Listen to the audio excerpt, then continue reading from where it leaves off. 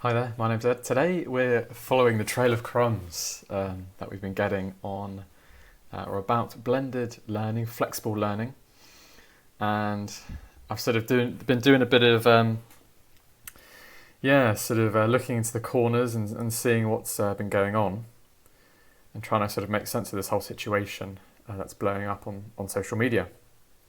So today, or in fact probably late yesterday, this was released by the university, in which it says, "We are aware that an interview with Danielle George and April McKinnon has caused some confusion and potential concern." And obviously this is true. I think they're referencing this article, which we're all familiar with. So they are kind of trying to get in front of that and give their side. Now, I think this is quite a crucial point here. We approached student media as a way to raise some wider awareness of our move to blended and flexible learning and to encourage students to be a part of our ongoing discussions. So, the university faculty approached the tab, essentially, conducted an interview, and then they subsequently posted an article. Now, this article is quite clearly a large misrepresentation of what was said in that interview, and this article isn't there to inform students, which was the hope of the faculty, the hope of Danielle George and April McKinnon, but that isn't what happened. And I suppose that's probably just because they are not necessarily in the game of informing students. They're kind of in the game of getting clicks. If you just look at their stream of publications on Facebook, you've got something about Love Island, you've got someone ended something with somebody else, you've got a quiz, you've got another, whatever this is, Love Island again, probably. Love Island again? It just seems like the tab is just like a Love Island kind of like rehash machine or something. I'm not really sure. But unfortunately, I suppose the faculty put some faith in the tab to not misrepresent them, and they did. So there we go. But it kind of gets a little bit deeper. So, not deeper, but I've just taken this comment from Facebook, which says, which got a few likes. "Why do they think it would be acceptable for students to hear about this development in the press? Are they aware that this reaffirms most students' belief that the university cares more about their reputation than students' well-being? We should not have had to read about major life changes in the tab." So you can see where the kind of the friction is arising here. The university put some level of faith in the tab to, basically just write an article that was more kind of informative rather than purely scathing and unfounded. And we can look at this again. Just this first line, or this third line here. "This doesn't mean we'll never develop completely online courses." Of what relevance is that statement? These are talking about theoretical online courses that may or may not exist in the future, which isn't anything to do with your future university education. Yet, when questioned on online courses would mean lower tuition fees, her response was absolutely not. "We're not doing online courses next year. This has nothing to do with online courses, so why are the tab intentionally trying to misrepresent the university?" Well, it's because they don't like the university. They're just trying to stir up anger and get clicks. Okay, it gets a little bit deeper. So here we have an article from The Guardian. I'm not sure if we're going to be able to zoom in. In fact, I'll just read the line. So this is an article from The Guardian, which seems to be the skeleton of this article seems to be the tab article. And they've spoken to Ben McGowan in this article and received a clip from him. So it says, so this kind of article has been confirmed in a clip of the interview shared with The Guardian. So this interview has been recorded by the tab.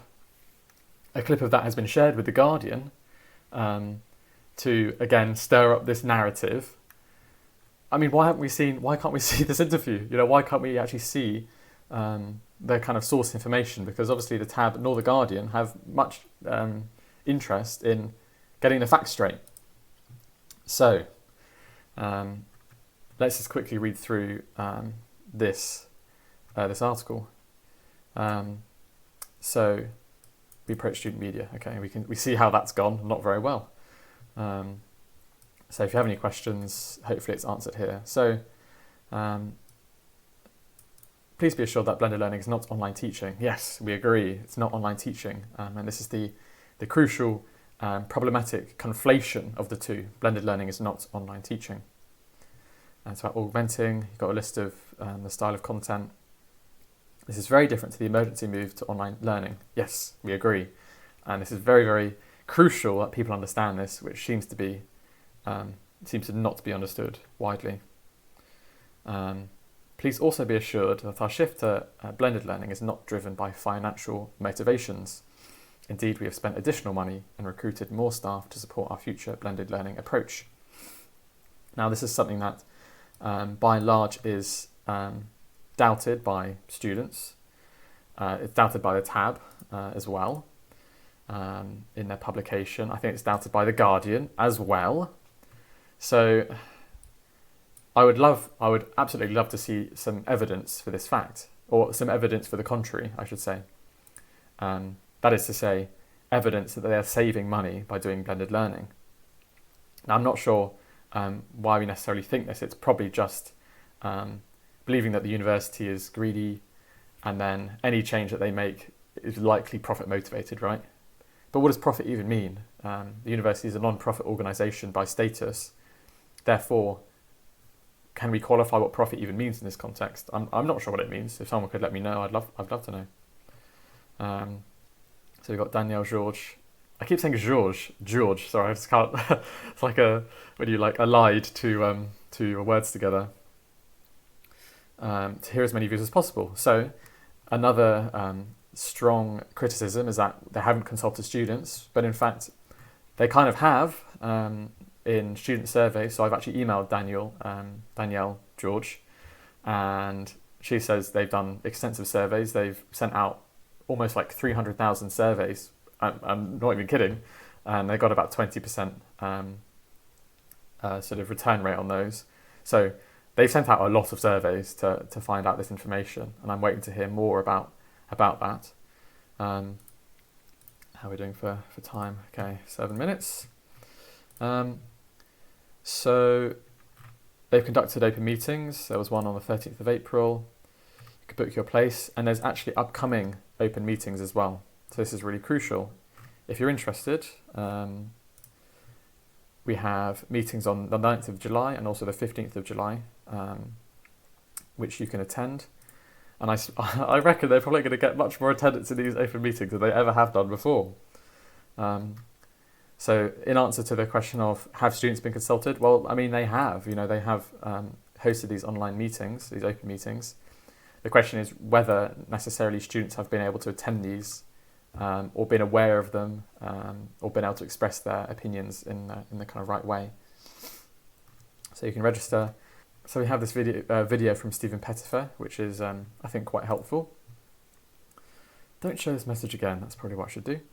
And basically, essentially what he says is that the kind of traditional format is that you do a lecture and then some kind of homework, some independent study, and that blended learning is kind of sort of an inversion of that. So they just flip it around. And that's his assertion. That's what he's communicating. I personally like this video. I think it's very, very clear. So where are we? So we've got Stephen Pettifer's video as part of their long-term strategy. So this links. So you have an article about the future of learning blended, and it kind of just repeats the same stuff really. That they see blended learning as a benefit to students generally.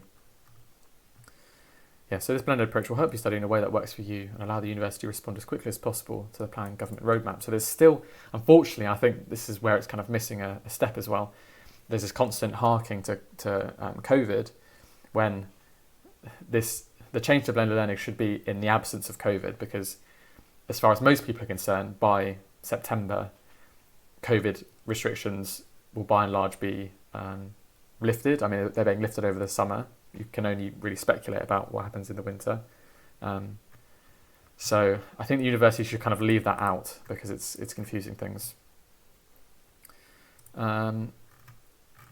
So that's essentially what I've got to say on this one. I think it's just really unfortunate that, I mean, for me, the crucial problem here is that Danielle George and April McKinnon in some way trusted the tab to spread the word in a positive way, and they did no such thing. And another thing the tab, in fact, insinuate here, so the tab again are trying to stab at the fact that they're saving money, which is refuted in this post. And they're also trying to imply here that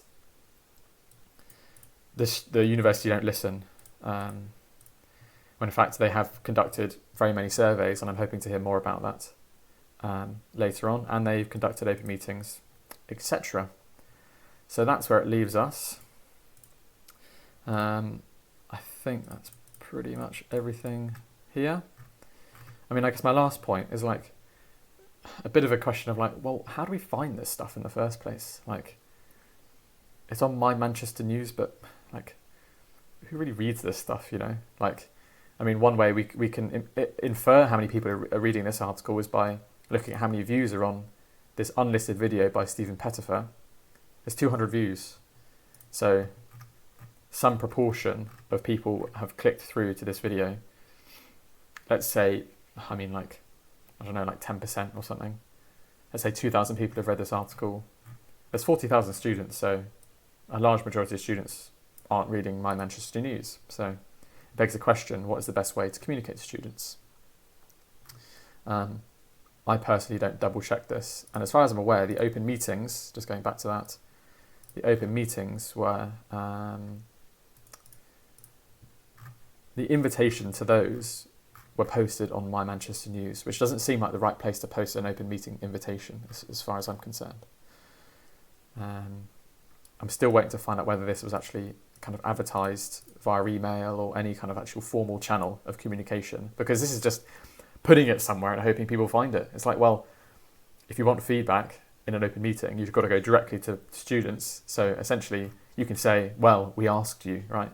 Rather than just putting it somewhere. So that's the update so far. We could read the rest of this Guardian article, but it's not really worth it. So there we go. Thanks very much.